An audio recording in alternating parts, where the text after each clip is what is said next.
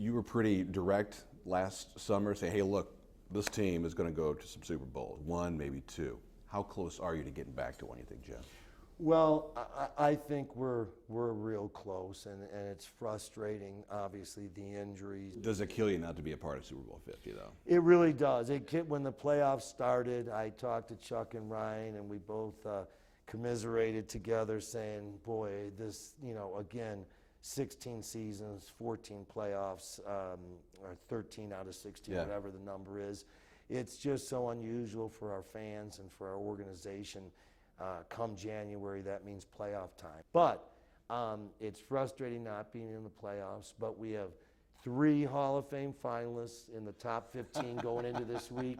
We have Peyton Manning playing in it, and I want to report Andrew Luck's health is excellent. If we were playing in the Super Bowl this Sunday, Andrew would be playing. Take you back to Chuck and Ryan. A lot of people were surprised when they got the new deals after the season.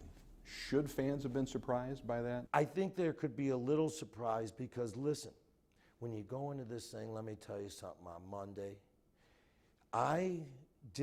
there was no one that had the for sure answer how this was going to go. It was an organic process that happened when we had all afternoon and early evening intense conversations with Ryan and I alone, Chuck and I alone, and then Ryan and Chuck together, and then Ryan and I alone, and Chuck and I alone, and then us together. I'm happy to report, I think, 2 things. That both men have learned to communicate even clearer. And then the other thing, happy to report, is that in professional football, it's about winning, period. And you have to be able to be mentally tough enough to be able to go out, and I wanted to make sure that Chuck and Ryan, and again, particularly Chuck even, could make those tough decisions. So this team's in a better place now, no question, than 2 weeks ago. One thing I've always said,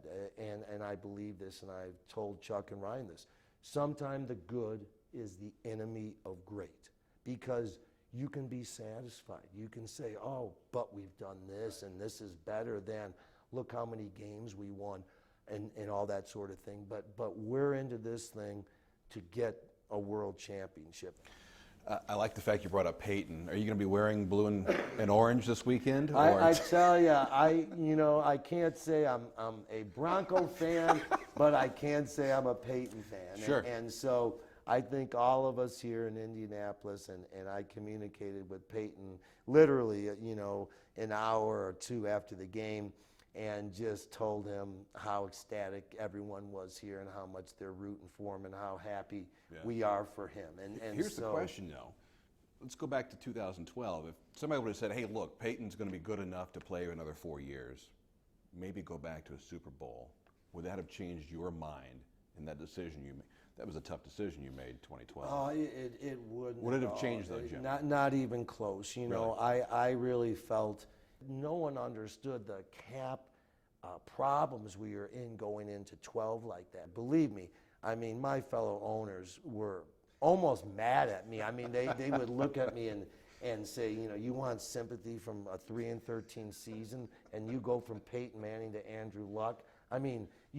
What can I have your rosary that you pray on? It's like it wasn't a blue horseshoe; it was a golden horseshoe you were carrying around. We were so fortunate, but it worked out great for both sides. I told him we'd love to have him in here to retire as a Colt. I remember when he was on the stage talking about leaving this team, and he said, "quote unquote, I'll always be a Colt."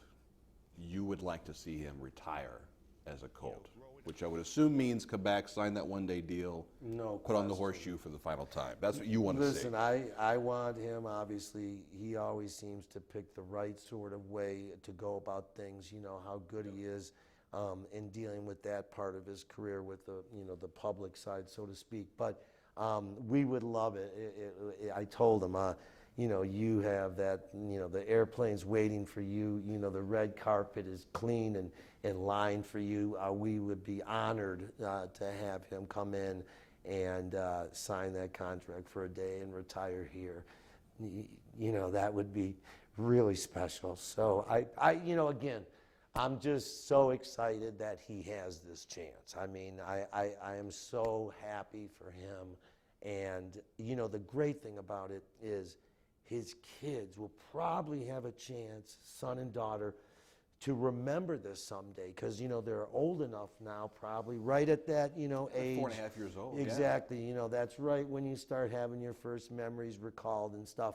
So I guarantee you, you know, to have them there and for them to have a chance to see him play. I mean, you have kids, I have kids, grandkids, you know, 6-1 on the way, grandchild. But, I mean, there's nothing like that to have your kids, to have an important part in your life. So to have them there and have this experience, to have, you know, Archie and Olivia still healthy and around, for this. It's just so great for the whole Manning family and so fitting. So we're excited. We'll be rooting hard. I know everyone here will be rooting hard for him.